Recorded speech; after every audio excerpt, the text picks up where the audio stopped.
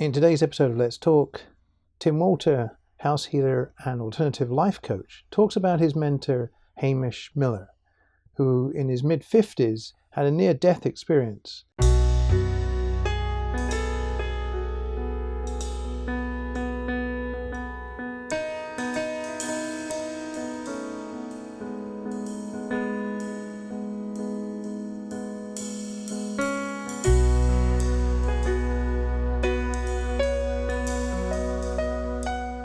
One of the things that we haven't yet explored, but I think it'd be worth exploring, is Hamish Miller. I think it is, isn't it?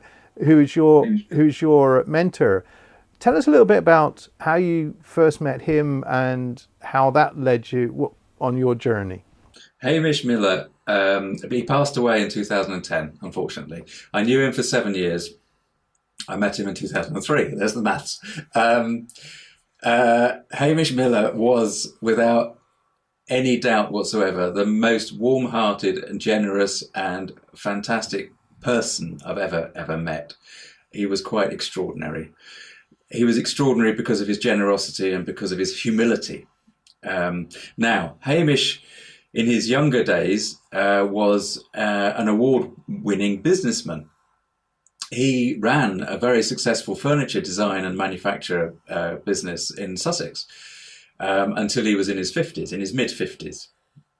And when he was in his mid-50s, he had I was going to say a heart attack. He didn't have a heart attack. He had to go into hospital for a very acute issue that he had, primarily, again, driven through stress and overwork and all this sort of thing. And he was on the operating table, and he died. So he had a near-death experience. Now in that, he obviously went upstairs and met the management, as he called them. And again, his description of that NDE is one of the videos on my YouTube channel. Now that changed his life completely and utterly. And as he says, it took that kind of experience for him to kind of get the message, get the spiritual message, get to understand that there was more to life than what he had been doing. Because he always said he was so stubborn and so ingrained in his ways that nothing short of dying was actually going to make him change his life. So, there we go. He moved from Sussex. He had to abandon the whole business. It went under. He was forced to close the business. He went down to Cornwall, where he had a little bit of land, and he decided to do what he had wanted to do since he was 8 years old, which was to become a blacksmith. And that's what he did. And so when I met him, he was a blacksmith. But he was also the co-author of a book called The Sun and the Serpent.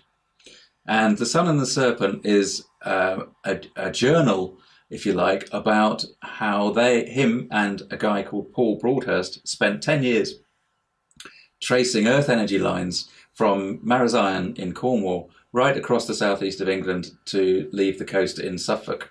And they went up and down this line. There was the Michael alignment is the straight kind of ley line alignment that follows and goes through sacred sites. What Hamish and Paul rediscovered was the twisting earth energies that twist and serpentine with their way up that line and hit these sacred sites absolutely on the nose, and many churches on their way as well, of course. And those two lines are called Michael and Mary because one feels far more masculine, one feels far more feminine. So that was really the thing that Hamish was famous for. When I met him, I asked him if I really wanted to ask him, to get into to do some television work, because I thought at the time, this was just after we'd moved into the house, and so therefore my world was exploding around me. And I thought, well, everybody's going to be interested in this earth energy stuff, so let's do some television. And of course, that was my big grounding moment when I realised that actually television was not about what's good for people. It's about, what follows the company line and what should we be telling the masses. And what we should not be telling the masses is about their own power, to link into their creator. So Hamish was very, very passionate about trying to spread the word about dowsing in particular as a way of accessing the intuition and connecting to the management. And I was really in line with that. And so we did several little video programs. And I spent on and off those last 7 years of his life. And he knew that he was going, because he had a heart condition at the end. And he, in working with an author, a guy called Nigel Twyn, who wrote Hamish's biography, he said in one of those interviews, I know my time is up soon, but I'm quite looking forward to it. So he meant to go and meet the management once again. And he always felt that he'd left a part of himself upstairs when he came back from that NDE. So he was very, very sensitive to subtle energies around us. He was massively influential on me in so many ways, and I miss him dearly. But he also was very, very grounded, and he also said, never take yourself too seriously. And if there's anything that I'm going to put on my gravestone, it's going to be, never take yourself too seriously, because it's just not worth it.